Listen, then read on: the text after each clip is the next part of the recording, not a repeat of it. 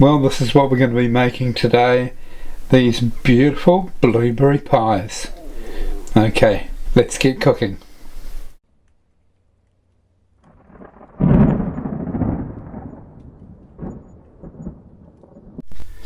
Right, I've got my 2 blocks of pastry out of the freezer. They're going to defrost.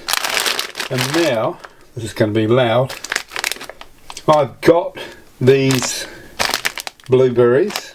I'm going to put them into this colander on top of the bowl. 750 grams of blueberries, and we're just going to let them defrost, and as they defrost, the juices will actually fall out of the colander into this bowl, and we will have hopefully as much as half a cup. Let's see how we go. So here's our first bag. Whoa, that's a lot. That's a lot.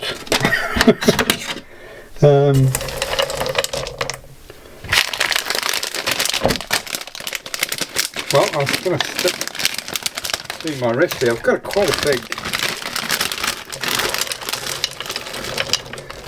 Okay, that's easily enough. And we'll see how we go. Now I've got blueberry all over me. Well, these are taking their time to defrost, so we're going to pop them into a saucepan with exactly 150 mils of water. Now, our thickener, which is going to be made up of 1 tablespoon and a half of cornflour and 3 tablespoons of water. There we are. We'll combine those and put them to one side. Right, let's get these back into the colander.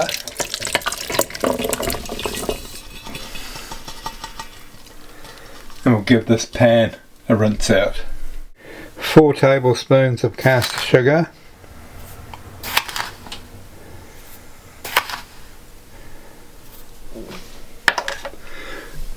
A little pinch of salt.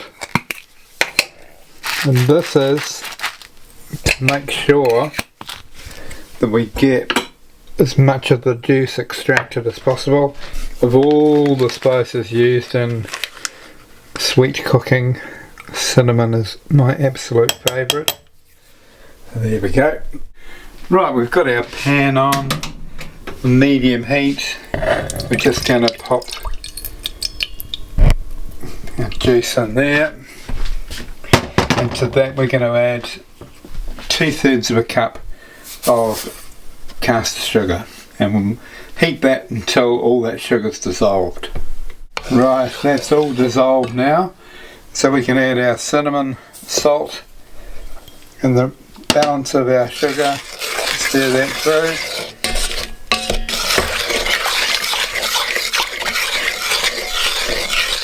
I'm just going to add another heaped teaspoon of cornflour to that cornflour and water solution.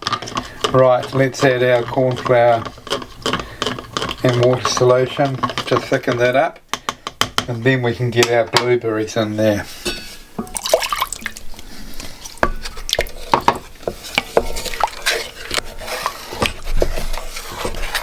Right, I'll come back once that's thickened up. Right, that's really bubbling now, so we'll take it off the heat. Right, now in with our balance of our blueberries.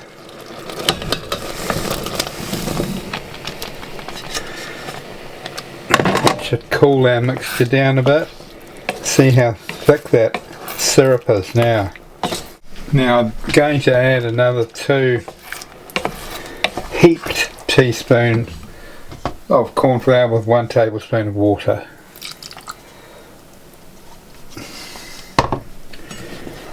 And we'll come back once that's all thickened up. Wow. Well, there you go. That's as thick as it's going to get.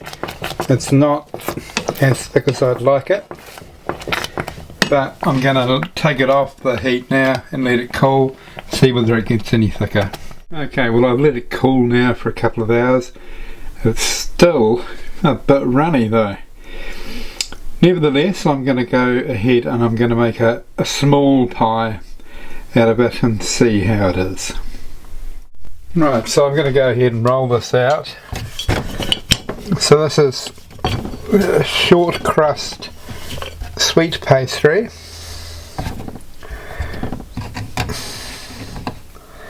Already you can see why the need to flour the board. So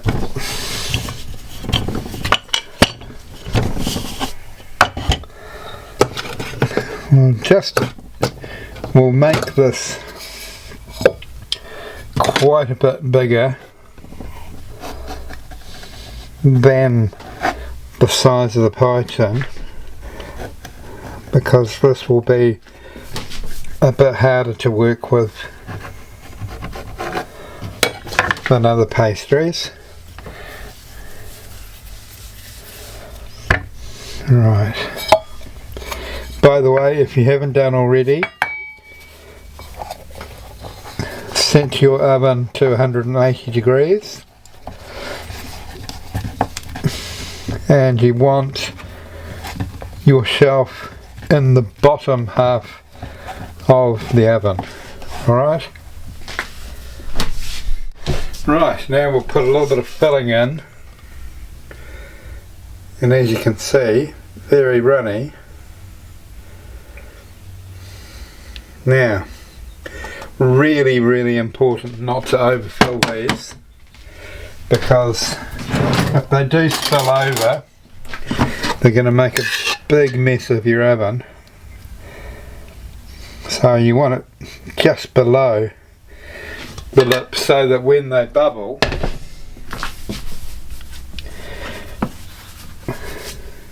there's a bit of room for them to expand. So let's just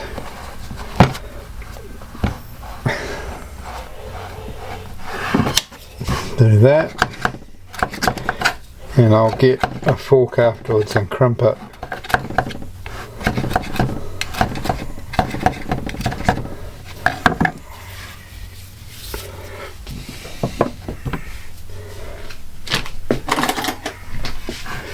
So just do this.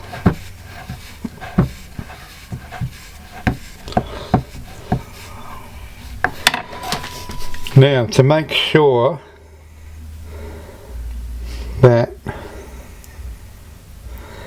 your pie breathes,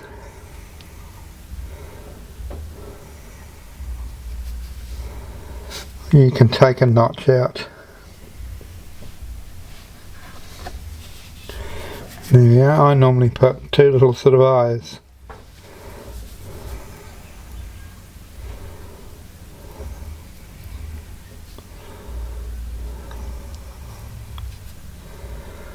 There we are.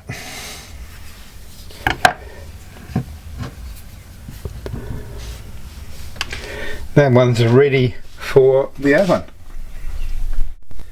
And here we are, straight out of the oven.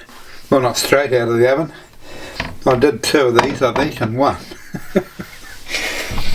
So even though the filling was a bit runny, they've come out really well and the taste has been fantastic. So if you are making these and it is a bit runny, don't worry too much. As long as you cook them properly, they'll be fine. And I suggest serving them with either just custard, or with custard and ice cream, or just with ice cream, or with fresh whipped cream. Okay, thank you very much for watching. I hope you make this at home, and I will catch you on the next recipe.